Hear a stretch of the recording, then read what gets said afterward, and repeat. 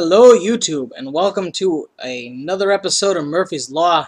It's been quite some time since I've made any kind of video. I think the last one I made was the tutorial on how to change information from one 3DS to the other. It's been a slow holiday for me for the most part. I had to save some money to buy Christmas and handle all that other business, but last couple of weeks I've been able to do a little bit of hunting and collecting and had a couple of really great deals, so just figured I'd show you that stuff and get back into the swing of putting out some YouTube videos.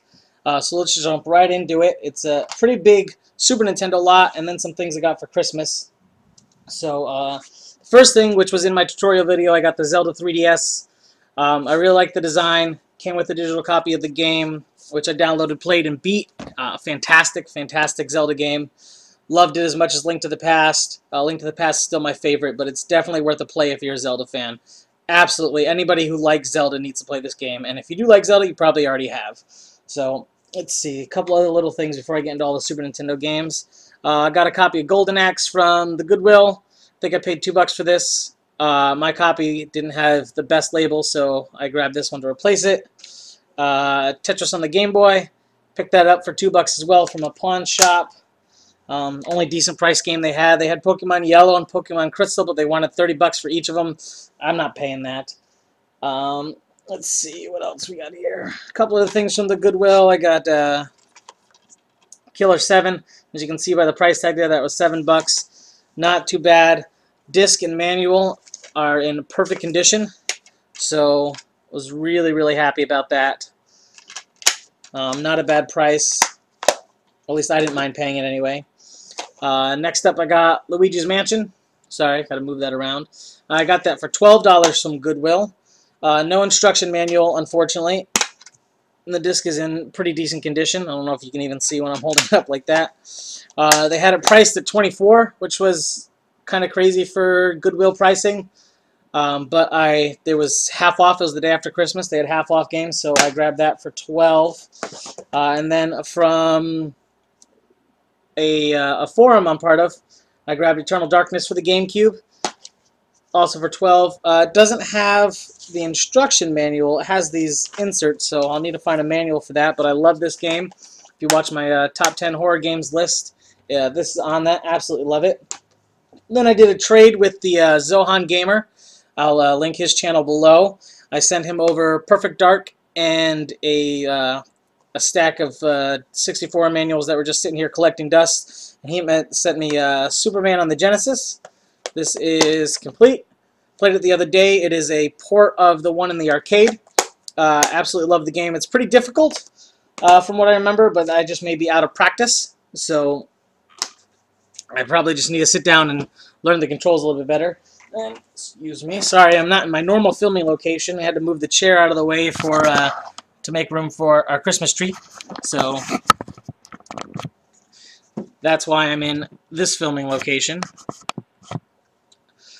So I did a game exchange, or not a game exchange. I did Christmas with my main gaming group, and I got a $65 gift card from GameStop, which I used to pick up some PSN money because there wasn't really anything that I wanted to play at the time.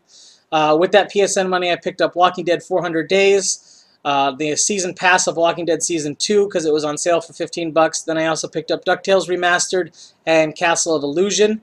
Both of them were on sale. I think DuckTales were like $6 or $7 and Castle of Illusion was $3. Still hate Capcom, but for $7, I really wanted to play it, and so far it's really fun. It is the stages are the same as the Nintendo version. There's a prologue stage, which is really nice. Get you into the game and let you learn the controls if you've never played it before.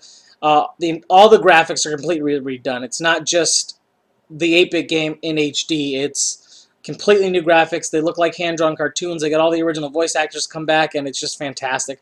And then another buddy of mine, because I've needed some extra storage for a while, got me a couple of external hard drives. We got a little portable my passport here, 1.5 terabytes. So I'll probably use this to bring files with me if I need to. And then he also got me a MyBook. MyBook Live. That's 2 terabytes. This is a network drive, so I can plug it into my router, just let it sit in the corner, and then my PlayStations and the laptop will be able to access it all together. So those are really great. So thank you for those. Let's see here. Then also with the GameStop gift card, I picked up a PS4 headset, mainly because I lost mine. So it was good quality, the one that came with it, the little small one. It was good quality. They don't sell those replacements, not in the stores anyway, so I picked this up. That was 30 bucks. Haven't tried it yet. Clearly it's still in the plastic. Hopefully I'll be able to give that a shot soon. And then I also picked up an extra PS4 controller because multiplayer is important and couch co-op is super fun. So now on to Super Nintendo games. So I'm part of a couple local buy-sell trade pages on Facebook. Most of them are they post like clothes that they don't need or shoes or household items, stuff like that. Every once in a while I get lucky and someone wants to sell their old video games. So this was actually posted on a page I'm not part of. A buddy of mine sent me a screenshot and said, hey, look at what my friend's selling. So I got in contact with them. Everything I'm going to show you, $60 total. That's it. 60 bucks cash, drove to their house, picked it all up. I'll start with, it came with a Super Nintendo, 2 controllers, the power cord and everything. This unit's a little beat up, so I'll probably keep it for parts. I haven't even had a chance to test it yet. But as you can see, it's kind of yellowed. Which is usually not a big deal. People don't care as long as it works. But then on the back, there is a crack, and the port where the power is supposed to go is missing now. So they said it works. So the contacts are probably making contact and it's powering up the system. But that little port is, I would think, dangerous to use without. So probably not going to use that past testing to see if it reads the games and then use it for parts in case I find one. So now let's get into the games. Some of them are really, really good gems, and then some of them are crap, but for 60 bucks, I tell you, you won't complain.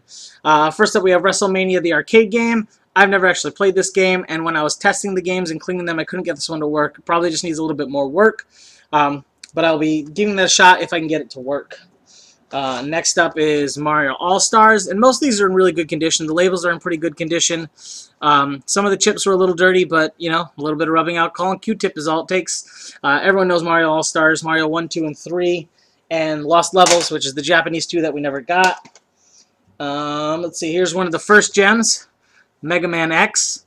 I already have X1, 2, and 3. Actually, most of these games I already have, including the Mario All-Stars.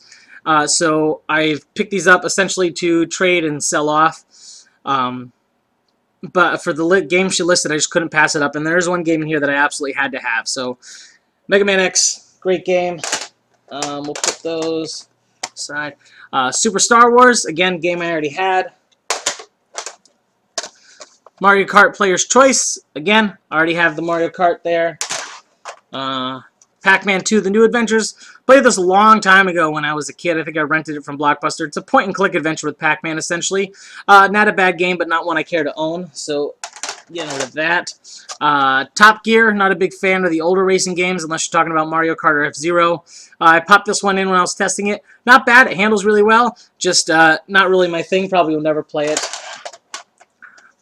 Pilot Wings, on my list, but it's not top of my list. So I'm getting rid of this one to kind of recoup some of my money. Killer Instinct, and again, these labels are really pretty good condition for the most part. But anyway, Killer Instinct, great fighter. Already had a copy. Street Fighter 2 Turbo, again, already had a copy. Speed Racer, now this one's pretty bad. It looks like it's got some bookstore or thrift store barcode on the back. It's got old GameStop labels all over it. This is going to be a fun and interesting cleanup job. So we'll see if I can make this thing sparkle again. Dirt and grime. So this is one of the few that aren't. Again, I popped this in while I was testing it. The game itself works, so that's a good thing. But just the old racers just don't really appeal to me. SimCity. Don't really like simulation games either. SimCity, Sim Farm, all those sim games. The Sims. But not bad. Now we get into the prime of the lot. Oh, nope, sorry. Let me get the rest of these commons out of the way. Mortal Kombat 2 and Mortal Kombat 3. Most of these are filler. They're really good trade fodder, like both these games. Who doesn't? But here's where we get into the gems. And these games I'm going to show you alone will make my money back. Donkey Kong Country 1. That's a cool, easy 12 bucks right there. Really, really enjoy this game. But again, I already had a copy. Donkey Kong Country 2 is on my list. I do not have a copy. I need 2 and 3 still. But again, this is a nice easy sell, especially with number 1. This one does have a little bit of label damage, but I've already gotten rid of most of these games, or made deals with people to get rid of most of these games. So there's that. Then we have Secret of Evermore. I've played it. I don't really enjoy it, not as much as Secret of Mana. I have my box copy of Secret of Mana, so this game just doesn't appeal to me, so it's not one I'm after to collect. So I was able to pass these savings on to other people. Legend of Zelda Link's Awakening. Again, I have my box complete copy. This one needs a little bit of cleanup, or I can just swap out the back for a cheap sports game or something like that. But great game, and again, already had, like I said, most of these are duplicates for me. And then something that once I posted that I had it, everybody wanted it. Again, I already have a copy, so I didn't need it. Sunset Riders, great game. If you haven't played this game, it's fantastic. This one does have a little bit of label damage on the back, but again, I can probably just switch out the back because the front label is pretty pristine. So happy about that. And then the one game from the lot that I'm actually keeping for myself is Turtles 4, Turtles in Time. I've been looking for this for a long time. It's $40, $50 some places. They really like to raise the price on this because it's Ninja Turtles, but the label's in really good condition. The cart's in really good condition. The chip is like super clean. Really happy about getting this.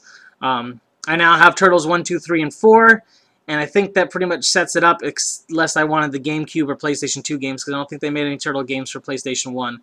So happy to have all the 8 and 16-bit Turtle games, minus the Tournament Fighters, which I don't have any versions of just yet. I will be picking those up at one point or another.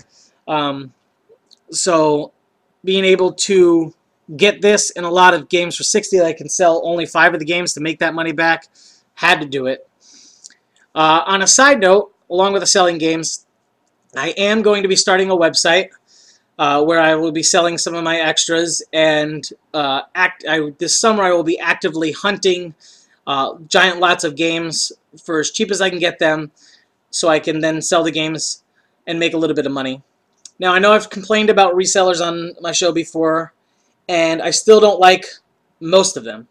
The ones that price gouge, those are assholes. The ones that get something like this, which, just to let you know, I sold for $22 shipped, so I essentially sold it for $19 plus the $3 it's going to ship. That's how much this game should cost, like around 20 bucks. You shouldn't have to pay any more than $25 for this game. But people want you to pay the Zelda tax, so they hiked this game up to $30. I've seen it for $40. I bought my loose copy for $20, so I was happy to be able to do that. But it's not cool to price gouge, and that's what most resellers do. They see something that a lot of people want, they hoard it, and then they overcharge.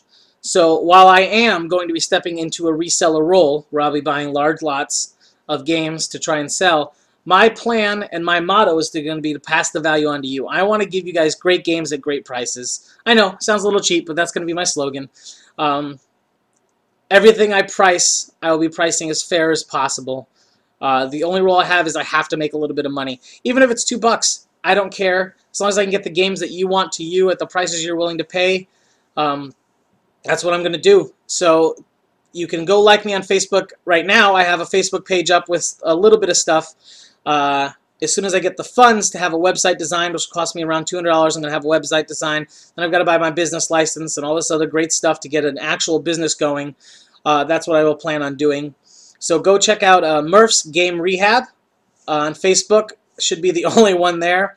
I have a few things in stock right now if you guys are interested. But besides that, I will have a fully functional website where people can buy. I will be a legit business. And as a gamer, as a collector, I promise to pass any value I get on to you guys. I'm always willing to work with people, take some trades for stuff that I can sell, anything like that. But that's what I'll be doing. and I'm pretty excited about that. This will be my New Year's resolution, to make this a successful business. I don't plan on maintaining my life. I really only essentially plan on maintaining my collection. I want to get some funds rolling in so that anytime I see something I really want from me, I can just buy it. And then all the extras I get, I can save and send on to you guys for some pretty good prices and deals. So that's it. I hope to make some of these videos a little bit more regularly. I've actually got a PlayStation bundle deal that I made today. I'm in the middle of making a trade for 2 of those games. I'll tell you all about that in my next video because I should have it by then. Thank you for watching. If you're new to the channel, because I've joined some newer groups since I made my last video, thanks for checking me out. As always, fight evil, play video games.